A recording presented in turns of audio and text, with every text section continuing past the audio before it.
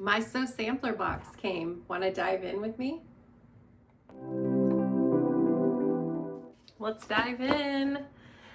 I absolutely love when my quilt boxes come because I love to quilt and it's always a happy time to get happy mail. So I just cut the tape. So let's see what's inside. So my happy place. So this is October 2020. Pretty colors. So let's see. Okay, first we see the brochure that tells us about all the products that came, and then I see some foundation paper. Not sure how to use this. I haven't used paper much for quilting, so that'll be fun to kind of figure that out. It says it's 6-inch blocks, and this is from It's So Emma. That'll be fun.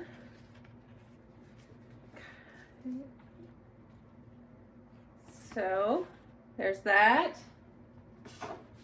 Let's look in our brochure and see what that is. So the foundation paper has a value of $8.98. And then I see a 3-pack of scissor IDs. It looks like you put these on your scissors so that you can let everyone know that these scissors are for something particular. Like in my craft room, I actually marked my fabric scissors with a piece of like lace. So let's see, so it says one's for thread and they're magnetic and it has a cute picture of thread on there. That's adorable. Fabric, and it has a quilt symbol, and then paper. So that's cool, that's helpful. That would be fun to put on my scissors. I'm trying to grab them and they're all sticking together. I'm trying to grab the fabric one. Let's see if it'll fit around mine because mine are kind of thick. Oh, it works. So I could finally get rid of that piece of lace that I have on here.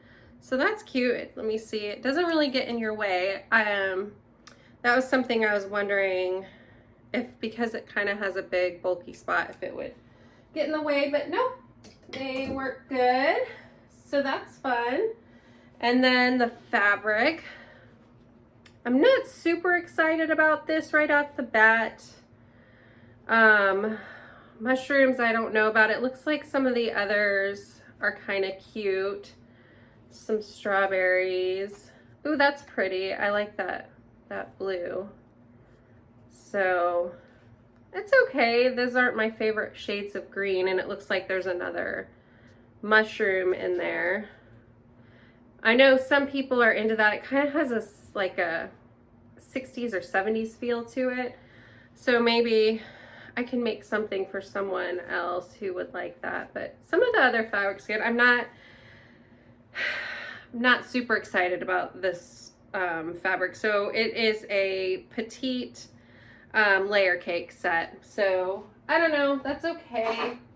You can always make gifts for other people who would like that fabric line, so it's okay.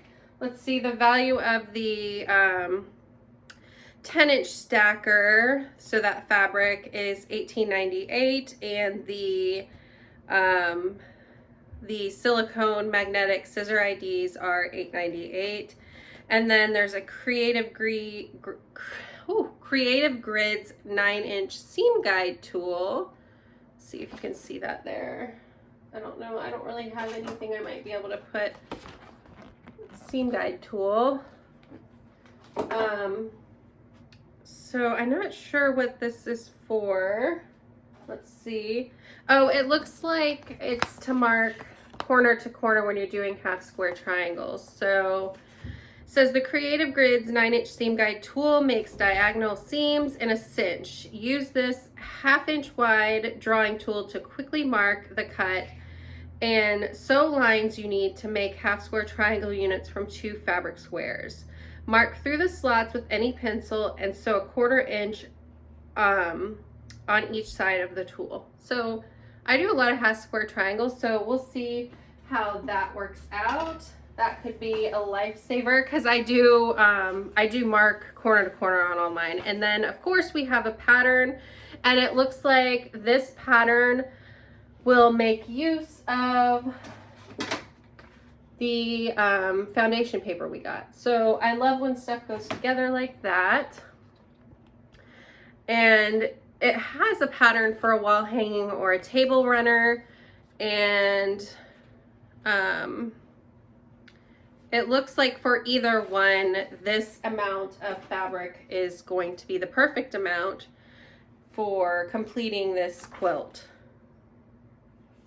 And it does look like the example shows, because I can see the mushrooms there, that it was this line of fabric. Let's see what else we need to complete it. Oh, it has a pattern for placemats too, so that's cute. So you could have a whole theme.